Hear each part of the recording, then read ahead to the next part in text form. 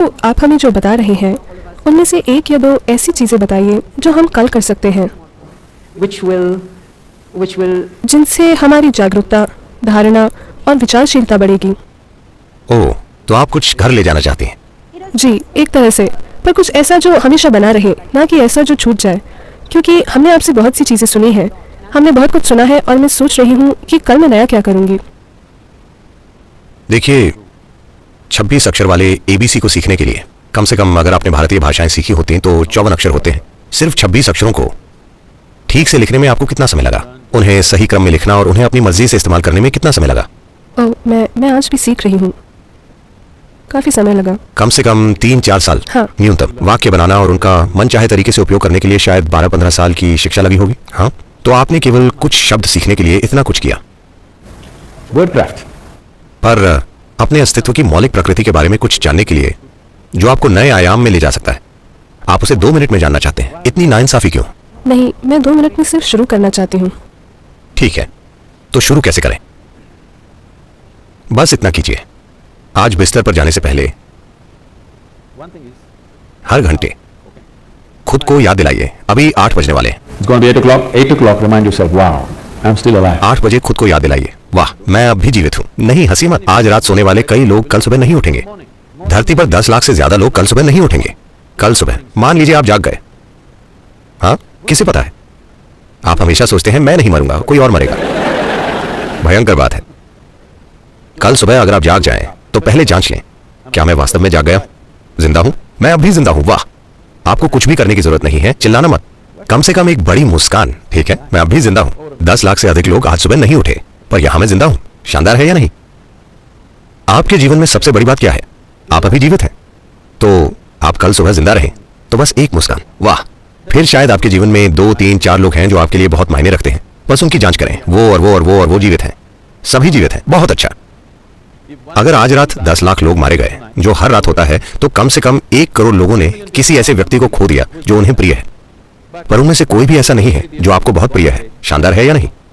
एक और बड़ी मुस्कुराहट, किसी को बताना मत, बस मुस्कुराएं, ठीक है? ग्रेट। सुबह 8 बजे, वाह, 8 बज गए, अब भी जिंदा हूं। हर 1 घंटे बस ऐसा करें, ठीक है? हर 1 घंटे बस खुद को याद दिलाएं, चेक करें। कृपया इसे समझें। अगर आप ईश्वर के बारे में सोचते हैं तो आप भ्रम में पड़ जाएंगे। जब आप अपनी मृत्यु के बारे में सोचते हैं, सिर्फ तभी आप वाकई इस जीवन की प्रकृति जानना चाहेंगे। जब आप जानते हैं कि आप अभी हैं और कल सुबह आप जा सकते हैं, तब आप जानना चाहेंगे ये क्या है, ये है क्या? मैं अभी जिंदा हूं पर कल सुबह जा सकता हूं। इतने सारे लोग जो बिल्कुल ठीक हैं अचानक चले जाते हैं। विश्वास नहीं होता कि वो कहां चले गए। आपने इसके बारे में 10 मिनट सोचा और फिर आप बिजी हो गए। आपको SMS भेजना था, मेरे पिता मर चुके। पर खुद को अपनी मृत्यु की याद दिलाएं। इस सवाल को गहरा होने दें। अगर आप इसे हर पल कर सकते हैं तो ये बहुत अच्छा है। अगर आप नहीं कर सकते तो कम से कम हर घंटे अपने आप को याद दिलाएं कि आप नश्वर हैं। आप अमर नहीं हैं, आप नश्वर हैं। अगर आप जानते हैं कि आप नश्वर हैं तो अचानक आप कुछ दिनों में देखेंगे आपके पास बेकार की बकवास करने का समय नहीं होगा। आप सिर्फ वही करेंगे जो आपके जीवन के लिए वाकई मायने रखता है। आपके पास किसी के साथ कोई बकवास करने का समय नहीं है। आपके पास केवल वही चीजें करने का समय होगा जो आप करना चाहते हैं, जो आप वाकई अपने जीवन में करना चाहते हैं, और उसके अलावा कुछ नहीं। और यही आपको करना चाहिए क्योंकि समय बहुत सीमित है। मैं चाहता हूं कि आप जानें कि ये एक छोटा जीवन है। अगर आप एक खुश व्यक्ति हैं तो, अगर आप एक दुखी व्यक्ति हैं तो निश्चित रूप से एक लंबा जीवन है। तो अगर आप खुश हैं और अगर आप 100 साल भी जीते हैं तो ये बहुत छोटा है। अगर आप दुखी हैं तो आप कितना लंबा जीवन जिएंगे आप जानते हैं। तो ये बहुत ही छोटा जीवन है। आपको उसके अलावा कुछ भी नहीं करना चाहिए जो आपके लिए वाकई मायने रखता है ना? हाँ या ना? पर आप इतनी बकवास कर रहे हैं जिससे आपका कोई लेना देना नहीं है, बस इसलिए कि आपको लगता है कि आप अमर हैं। वरना लोग कह रहे हैं नहीं नहीं, मैं 80 तक जीवित रहूंगा, शायद 100 तक, तो मैं 70 की उम्र में ये करूंगा। जब मैं 75 साल का हो जाऊंगा, जब मेरा सारा काम हो जाएगा, तो मैं अपने पड़ोसी को देखकर मुस्कुराऊंगा। जब संपत्ति के मुद्दे सुलझ जाएंगे, उसके बाद मैं उसे देखकर मुस्कुराऊंगा। ऐसी कोई गारंटी नहीं है। क्या यहां पर कोई 2 दिन के लिए गारंटी कार्ड लेकर आया है? नहीं। आप कल सुबह मर सकते हैं। मैं ये नहीं चाहता। मैं आपको लंबी उम्र का आशीर्वाद देता हूं, पर यह संभव है ना? हर दिन ये 10 लाख लोगों के साथ हो रहा है। तो कल सुबह क्या आप या मैं नहीं जा सकते? मैं पूछ रहा हूं, हाँ या ना? If you are conscious of your mortality, becoming aware will naturally happen. अगर आप अपनी मृत्यु के प्रति सचेत हैं तो जागरूक होना स्वाभाविक रूप से होगा, क्योंकि जीवित रहने का महत्व खिल उठेगा।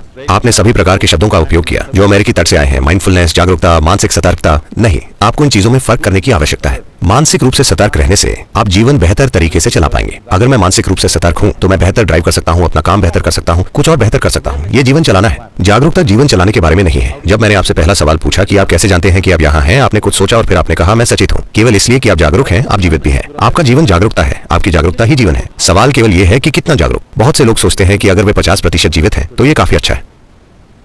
हाँ, आप 50% पर जी सकते हैं, पर आपको यह समझने की जरूरत है, अगर हम किसी को यातना देना चाहते हैं, अगर आप किसी को यातना देना चाहते हैं तो आप क्या करेंगे? आप उन्हें मार देंगे।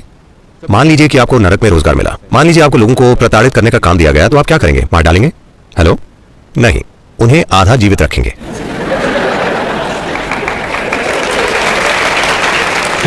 अगर आप उन्हें आधा जीवित रखते हैं तो उसे यातना कहा जाता है, इसीलिए अभी इसे आत्मयातना कहा जाएगा। शायद आप कहीं और रोजगार पाने की तैयारी कर रहे हो, क्योंकि 2 या 3 साल की उम्र से ही लोग, आपके माता पिता आपसे पूछते हैं, बड़े होकर क्या बनोगे बेटा? मैं एक इंसान के रूप में पैदा हुआ हूं, मुझे एक इंसान बनने का प्रयास करना चाहिए। देखिए, इस धरती पर हर जीवन, चाहे वो एक पक्षी हो, एक कीड़ा हो, कीट, पक्षी, जानवर, पेड़, जो भी हो, वे सभी एक पूर्ण जीवन बनने के लिए प्रयास कर रहे हैं। एक कीड़ा एक पूर्ण विकसित कीड़ा बनने की कोशिश कर रहा है, एक पेड़ एक पूरा पेड़ बनने की कोशिश कर रहा है। एक इंसान को भी एक पूर्ण मानव बनना होगा। नहीं, आप क्या बनेंगे का मतलब है आपको कैसी नौकरी मिलेगी 3 साल की उम्र से।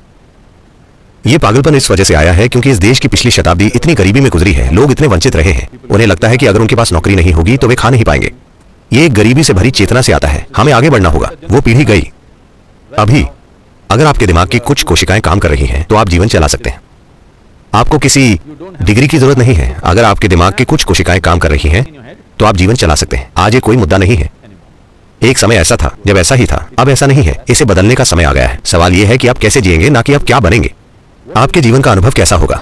क्या यह चरम अनुभव बन जाएगा या यह सिर्फ एक औसत बकवास होगा? यही सवाल है।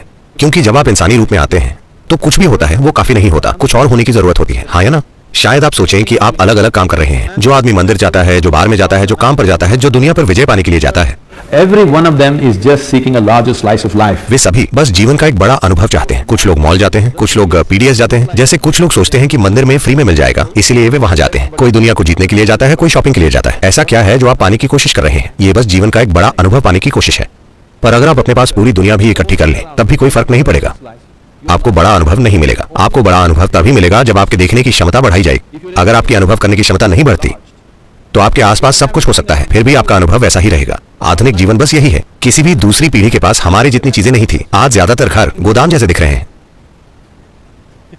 क्योंकि उनकी खरीदारी इतनी है, वे ये नहीं जानते कि सामान कहां रखा जाए। सब कुछ लोगों के ऊपर गिर रहा है। लोगों के लिए जगह नहीं है, घर चीजों से भरा है। पर क्या इससे खुशी मिली है? नहीं। आप अपना भीतरी अनुभव बाहर से तय नहीं कर सकते हैं, इसे भीतर से होना होगा।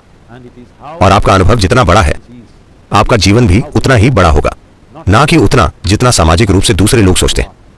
यह सामाजिक रूप से फायदेमंद हो सकता है, पर यह जीवन के संदर्भ में काम नहीं करेगा। इसीलिए जब हम जागरूकता शब्द कहते हैं तो हम जीवन के जरूरी हिस्से की बात करते हैं। क्योंकि आप जागरूक हैं सिर्फ इसलिए आप जीवित भी हैं। क्या ऐसा नहीं है? हाँ। अब सवाल यह है कि कितने जीवित। अगर उदाहरण देना हो तो अभी ये रोशनी मुझे अंधा कर रही है। अब अगर आप वोल्टेज कम करें तो ऐसा होगा, ये बस उतना ही प्रकाशित करेगा। लेकिन वे चाहते हैं कि बस कुछ रोशनी हो जाए, इसलिए उन्होंने वोल्टेज बढ़ा दी। इसलिए अगर आप वोल्टेज कम करेंगे तो आप केवल इतना ही देखेंगे। अगर आप इसे बढ़ाएंगे तो आप उतना देखेंगे। अगर आप इसे वाकई बढ़ा देंगे तो आप पूरा हॉल देखेंगे। जागरूकता ऐसी ही है। आप कुछ इसलिए जानते हैं क्योंकि आप जागरूक हैं। अगर आप थोड़ा और अधिक जागरूक हो जाते हैं तो आपको कुछ और पता चल जाएगा। और अधिक जागरूक होंगे तो कुछ और। ये सभी शब्द जुड़े हुए हैं। प्रज्ञ, गुरु शब्द, ये सभी चीजें जुड़ी हुई हैं। क्योंकि प्रज्ञ का अर्थ है आप सचेत हैं। क्योंकि आप सचेत हैं, इसीलिए आपकी चेतना की तीव्रता के आधार पर आप अपने आसपास की हर चीज को एक हद तक जान पाते हैं। अब गुरु शब्द का अर्थ है, गु का अर्थ है अंधेरा। ये एक 4 अक्षर वाला शब्द है। रू का अर्थ है मिटाने वाला। तो एक गुरु आपको कुछ सिखाने वाला नहीं है, वो आपको फिलॉसफी देने वाला नहीं है, आपको विचारधारा देने वाला नहीं है। बस इतना है कि वो थोड़ा और प्रकाश देगा। थोड़े और प्रकाश का मतलब है इस हॉल में अंधेरा है और आप केवल पहली 2 पंक्तियां देख पा रहे हैं और आप उन्हें नहीं देख पा रहे। अगर मैंने एक टॉर्च से रोशनी की तो आपने देखा ओ इतने लोग हैं, ये एक पूरी दुनिया है। पर मैंने टॉर्च बंद कर दी तो वहां कुछ है। अब मुझे देखना है। मुझे क्या करना होगा? मुझे अपनी खुद की एक टॉर्च चाहिए। ठीक है, यही काम है। मैं जिस घर में रह रहा हूं वहां के बच्चे घोषणा कर रहे हैं वे गुरु की तरह नहीं है। वे गुरु की तरह बात नहीं करते, दिखते नहीं है, गुरु की तरह चलते भी नहीं है, वे गुरु नहीं। मुझे बहुत खुशी है, मुझे सर्टिफिकेट मिल रहा है। अब हर चीज जैसी है उसे वैसे ही देखने की बात करें तो क्योंकि अगर मुझे यहां से गुजरना हो तो बहुत सारे लोग हैं विश्वास से भरपूर। आप भगवान में विश्वास करते हैं, ठीक है। मुझे पता है कि कॉर्पोरेट जगत में लोगों ने इसे मैं खुद पर विश्वास करता हूं बना लिया है। which is somewhat misplaced, but that's okay. दोनों गलत हैं। वे अलग अलग तरह का असर डालते हैं। देखिए, विश्वास का मतलब क्या है? मूल रूप से विश्वास का अर्थ है कि आप जो नहीं जानते उसे लेकर मैं नहीं जानता कहने के लिए तैयार नहीं है। जो आप नहीं जानते आप विश्वास कर लेते हैं। अगर आप विश्वास कर लेते हैं तो इससे क्या होगा? इससे आप में आत्मविश्वास आ जाएगा। स्पष्टता के बिना आत्मविश्वास एक खतरा है। अभी मान लीजिए मैं इन लोगों को नहीं देख सकता, मेरी नजर साफ नहीं है, पर मुझे बहुत विश्वास है मैं इन लोगों के बीच से गुजरने वाला हूं। आप जानते हैं कि मैं क्या करूंगा? मैं हर किसी पर कदम रखूंगा और जाऊंगा, क्योंकि मेरे अंदर विश्वास है। ऐसे कई लोग हैं। अगर मेरी नजर स्पष्ट है तो मैं बिना किसी को छुए यहां से निकल जाऊंगा। अगर मेरी दृष्टि स्पष्ट नहीं है और मुझे कोई विश्वास नहीं है तो मैं पूछूंगा, कृपया कोई मुझे रास्ता दिखा सकता है? पर अब मेरे पास कोई स्पष्टता नहीं है, पर मुझे विश्वास है। ये एक विनाशकारी प्रक्रिया है। इसीलिए ईश्वर पर विश्वास करना, खुद पर विश्वास करना या किसी भी चीज पर विश्वास करना, ये एक झूठी बात है। आप खुद से झूठ बोल रहे हैं ऐसी चीज के बारे में जिसे आप जानते नहीं। Right, right. What is the problem? What I know, what I do not know, I do not know. What is the problem with this? समस्या क्या है? जो मुझे पता है, जो मुझे नहीं पता। इसमें क्या परेशानी है? अगर इतनी ईमानदारी आपके जीवन में आ जाती है, बस ये समझ लीजिए, मैं जो जानता हूँ वो जानता हूँ, जो मैं नहीं जानता। मैं किसी चीज पर विश्वास नहीं करता, ना ही किसी चीज पर अविश्वास करता हूँ। मैं हर चीज को देखने के लिए तैयार हूँ। आप एक समझदार इंसान बन जाएंगे और हर एक घंटे में आप खुद को याद दिलाएं कि आप नश्वर हैं और एक मुस्कुराहट के साथ खुशी मनाएं कि आप अब भी जीवित हैं। आप देखेंगे कि आपके साथ चमत्कार होगा। So even अरे रुको, 8 बज गए हैं। नहीं, हमारे पास और समय है, मैं ये नहीं, मैं वो नहीं कह रहा हूँ। 8 बज गए हैं, आप अब भी जीवित हैं। वाह! हम सभी जीवित हैं और मिलकर जश्न मना रहे हैं।